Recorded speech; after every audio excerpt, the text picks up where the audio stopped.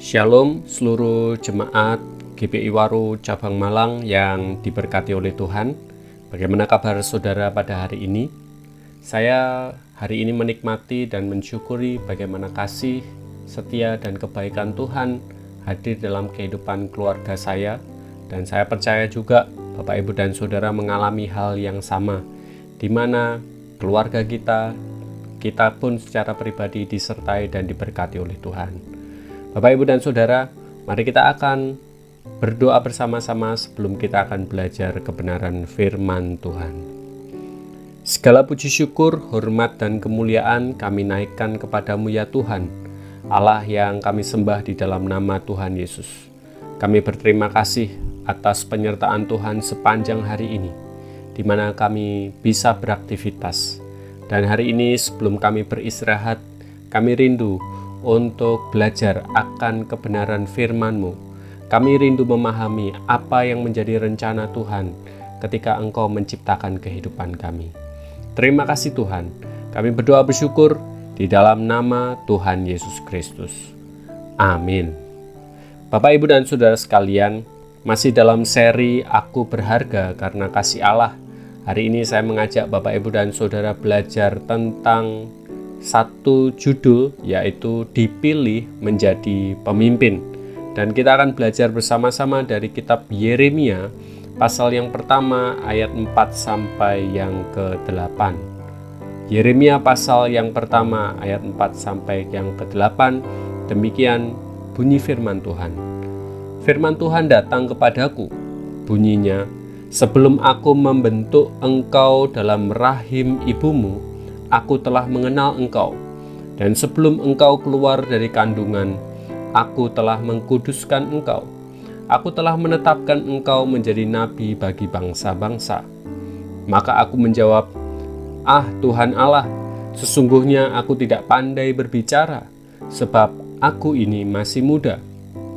Tetapi Tuhan berfirman kepadaku, janganlah katakan aku ini masih muda, tetapi kepada siapapun engkau kuutus, haruslah engkau pergi, dan apapun yang kuperintahkan kepadamu, haruslah kau sampaikan. Janganlah takut kepada mereka, sebab aku menyertai engkau untuk melepaskan engkau. Demikianlah firman Tuhan. Bapak, Ibu, dan Saudara yang dikasihi oleh Tuhan, saya dan saudara pasti setuju dengan satu pernyataan bahwa masa muda adalah masa di mana kita mencari sebuah jati diri. Masa muda adalah masa pengenalan diri.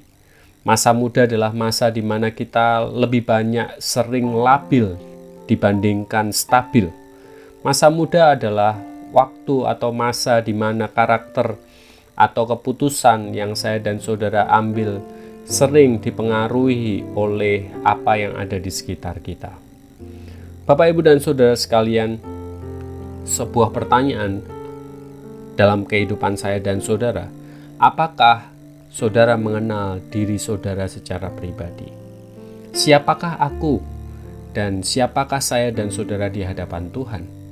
Saya dan saudara perlu yakin bahwa Tuhan menetapkan setiap orang dengan karakter sebagai seorang pemimpin. Saya dan saudara perlu menyatakan sebuah pernyataan ini di dalam kehidupan kita, bahwa saya adalah seorang pemimpin. Ketika Yeremia dipilih oleh Tuhan untuk menjadi seorang pemimpin, Yeremia adalah seorang pemuda yang biasa-biasa saja, dan dia mengakui ada banyak keterbatasan dan kemampuan di dalam dirinya. Ia merasa tidak percaya diri, ia malu, ia tidak memiliki keahlian-keahlian khusus, dan dia merasa bahwa di dalam dirinya ada banyak kekurangan. Tetapi Allah memilih Yeremia bukan karena kepintarannya atau kemampuan dan kompetensinya, melainkan karena Allah sudah memiliki rencana atas kehidupan Yeremia. Kalau saya dan saudara membaca di ayat yang kelima tadi, saya dan saudara bisa mengetahui bahwa kita ditetapkan oleh Allah karena Tuhan sudah mengenal dan mengerti siapa diri kita.